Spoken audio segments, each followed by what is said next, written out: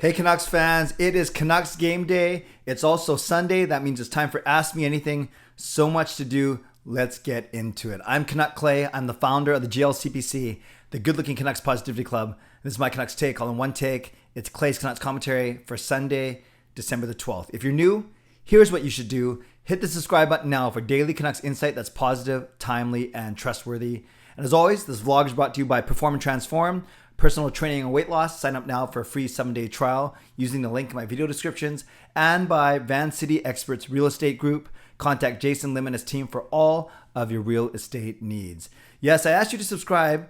Things are going well on this channel. I've just passed the 8,400 subscriber mark. Thank you very much. Hopefully get to 85 by closer to Christmas, and then climb closer to 9,000 by the end of this month. So as much as I say it's not about the subscribers, it is one indication of growth. So I do thank you very much. And tonight, live stream 10:30 p.m. Usually at 10 on Sundays, but I'm at the game. But I'll do it from my office instead of getting all the way home. Save that half an hour. So 10:30 p.m. tonight, I'll start my live stream, including 3 big announcements, and I'll make those around 11 o'clock tonight. So I hope you join me, and I hope that we're talking about a Canucks win. Carolina Hurricanes, they've won 4 straight, even beating Edmonton last night. Canucks, they've won 3 straight, all under Bruce Boudreau. Something has got to give. One of those streaks will end tonight.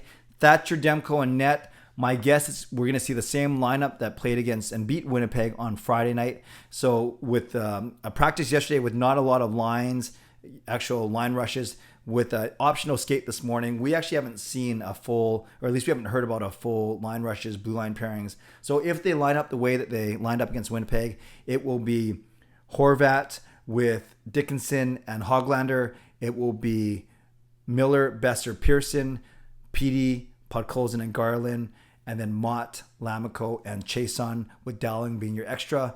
Then on the back end with OEL and Hamonic both hurt, they went Hughes with Shen, Pullman and Myers, and then Burrows and Hunt. And then I guess that means Juleson was the extra. Demko in net to face the very powerful Carolina Hurricanes. And the Hurricanes, they've won 4 straight. They played in Edmonton last night, beat them 3-1.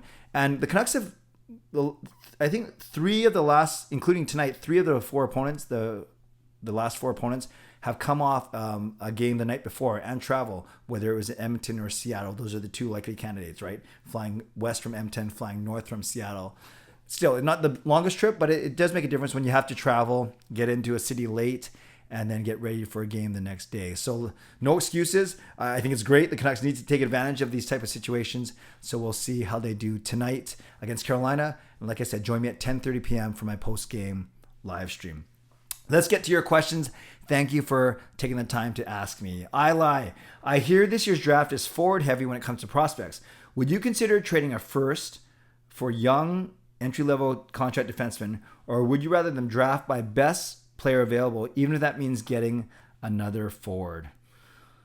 Wow, good question. Would you consider trading a first for a young ELC defenseman, or would you rather draft best player? So I think you're asking a couple of things, I lie. So first part, would you consider trading a first for young ELC defensemen? Part of me says the Canucks can't afford to trade away any more draft picks. Last year, they drafted in the 2nd round, Klimovich. The year before that, they didn't draft to the 3rd round. And you can see how boring it is. And it's not that they're doing it for the fans' entertainment, but you have to be able to build up your prospect pool once again. Your stock your draft coverage, and you're not going to do that by always picking in the 2nd and 3rd rounds. You need some first rounders. So I don't think that they are going to move a first rounder. We'll see. And then, yes, I still think you draft by best position available, because you'd hate best player available. You hate to draft a defenseman for the sake of drafting a defenseman, and you're leaving good forward on the board, especially when you say that this draft year is forward heavy.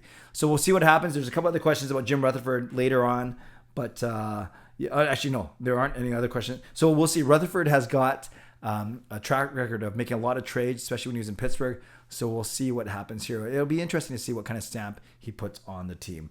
Debut Hunter, has there ever been a time or times over the years that you considered giving up on Canucks vlogging? No, honestly, not Debut Hunter. Even in some low times, like the end of the Willie D era, or even last year with the bad COVID. No, I've never considered giving up. I've certainly thought about taking a break. And when I say a break, not a complete sabbatical, but rather less frequency, especially in the off season, especially when it's a long off season when the Canucks don't make the playoffs. And I thought maybe of going down to 2 a week or 1 a week, but I like the it's been a slow and steady build, but I like what I'm doing here. And don't forget, it's only been the last 3 or 4 years where I've done daily Canucks vlogging. Before that, it was a couple times a week or after games or anytime I had a song parody. So it's only been the last, actually I should look it up. I maybe last 3, 4, maybe even 5 years where I've done daily. But it certainly hasn't been forever since I've had my YouTube channel, which was about 12 years now. So great question, but no, I've never considered giving up. I think it's kind of ingrained in me. And now with the memberships, especially on this channel, I feel a responsibility in a good way. I don't feel pressured. I would never do it just for the sake of doing it. And I'm still enjoying it right now. But thank you for the great question. Brian, will Petey get more confidence from a shootout goal from Friday night against the Jets? And can you talk about Petey's confidence level under Bruce Boudreau? Thank you, Clay, and go Canucks, go. Yeah, baby, God bless you. Okay, Brian, thanks for all that. Yeah, Petey's already talked about how that's going to give him confidence. And why not? He also in that game, he put a shot off the crossbar. So he could have had, the shootout goal doesn't count in stats, but at least it's good for his confidence. And he almost had a goal in the game. Yes, I think he's going to play with a lot more confidence. I think Boudreau's going to instill. I keep saying that the two guys Boudreau has to really get going are Petey and Besser. Vlogged about Besser yesterday, and yes, I think Petey can step up his game, and the Canucks will need him to. So I only expect things to go up for Petey going forward. Simalexander, if the Canucks would be guaranteed to win the Stanley Cup, who would you rather have on the Canucks? Mark Messier or Evander Kane? You can't just say if it was just the hockey player. You have to include the whole person and who they are on the ice and off the ice. Well, if they were going to win the Stanley Cup for sure, I would take... Oh, man.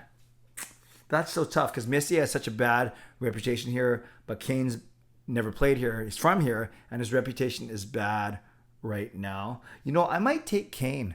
I might take Kane as almost a redemption story, a feel-good story. I just don't think anything that Messier can do, even bringing a cup here. Well, no. In hindsight, Messier bringing a cup here, I don't know if that still erases all the bad memories. So because Kane hasn't played here yet, and he's from here, I'm going to take Evander Kane over Mark Messier. Interesting question, Alex. Austin, which Canucks players do you think will be at the All-Star game this season? I think Demko and Miller. Pacific Division, if they go, usually they go 9 skaters and 3 goalies, or 8 skaters and 3 goalies. I think they're teams of 11. That means, every team gets at least one, and a few teams get a. Now that I say that, I'm sure Edmonton, Calgary, even Anaheim, they might send 2 guys each. So I'm going to say Demko for sure. I think Miller's got a chance as well, but not Garland, unfortunately. So I'm going to go Demko and then Miller, maybe. Derek Chang, with the news this evening regarding COVID protocol with the Olympics, how likely do you think it is that NHL players will not go to Beijing? I think it's becoming more and more unlikely. I don't know about the percentage now. The players still want to go. They've always wanted to go. But yes, with I think it's a 3 to 5 week quarantine now if you're positive. If you can't produce 2 negative tests in 24 hours, that takes out your whole Olympics. And then that takes out, that basically doubles the time that you're in Beijing. So we'll see, but I think that percentage is certainly creeping up. Maybe I'd put it at 50-50 now, or 40-60. 60 still in favor of going. Tyler, Tyler Gerbav, which former Canuck draft pick will make their way back to the Nucks? I presume either you mean coaching or playing, because you list Edler, Tanev, Stetcher, McCann, etc. Which former draft pick might make their way back to the Canucks? I could see Stetcher coming back as a third pairing cheap guy later in his career. I could see Tanev coming back maybe as a ambassador, or I could see Tanev or Edler coming back maybe. Let's see how the Sedins do in the front office. But I think as a player, I love McCann to come back, but I think maybe Stetcher has the best chance of all those guys. That's an interesting question. For Tannen, no. I'm just trying to think of other recent draft picks. Jannik Hansen. I think Jannik Hansen would be one that might make their way back to the Canucks in official capacity. He's always on the radio talking about them, and I think he was drafted by the Canucks, right? I presume he was. Crispy Assassin, are the playoffs still a possibility at this point? A low possibility, but it's looking better. The Canucks are now 11-15-2 as opposed to 8-15-2. I still think they got to get 70 points in the next 54 games. So that means basically 33-17-4. Not impossible, not likely, but is looking better with every Bruce Boudreau win for sure. So I'd say there are a possibility, but not a great possibility, admittedly. Lazy Husband, do you think Jason King got spared because of the Sedins? Great question. No, I think it's because he's so new. Baumgartner has been on the coaching staff for a few years now, whereas King and Shaw haven't. King just promoted this season, so I think that's why King just took over, right? From who's there? Newell Brown. So King just took over from Newell Brown. I think they want to give Jason King a bit more of a look, so that's why. I don't think it's because of the Sedins. I really think it's because he just started. And lastly, Mike Steger, will Bruce Boudreau win the Jack Adams Award? I think if he brings the Canucks to the playoffs somehow, I think he's got a shot at winning the Jack Adams, because you're talking about a team that was bottom 3 in the league all the way to a playoff spot. We'll see. A lot has to happen before then, but I like that optimism. Okay, friends, great questions. I hope you like the answers. Thanks again for asking all of them. Shout out to my hero members, nucksfan number 29, Justin Credible, Lucas Gates, and Andrew Chang. Hall of Fame members, Jens95, simalexander, Chris Seifert, Adam Broomfield, Shannon Hollingworth, Carol Bovenlander, and HSM Fangirl Gaming. Thanks for your support as always, and thanks to the support of members of Hero, Hall of Fame, Franchise, and All-Star levels. If you want to become a member of the CCC Crew, press the join button underneath this or my videos on the memberships tab on my YouTube channel. Subscribe if you'd like to, like this video if you'd like to, become a member of this channel if you'd like to. Oh, and I forgot, leave a comment down below with your score prediction, and first Canucks goal scorer. In Canucks Week at a Glance, I predicted Carolina's going to win, but I'm going to go against that. I hope I'm wrong, actually, although I'm 6-0 over the past 2 weeks. I'm going Vancouver. I just think they're playing really well. I think it's going to be a barn burner. I almost got my 5-3 correct against Winnipeg. It was 4-3. I'm going 5-3 Canucks again tonight. And I'm going to say that it's Pettersson scoring the first goal. I'm going to keep saying that. So 5-3 Canucks, Pettersson scoring the first goal. Let me know who you think's going to score first for the Canucks and your score prediction. And don't forget, join me tonight, 10:30 p.m.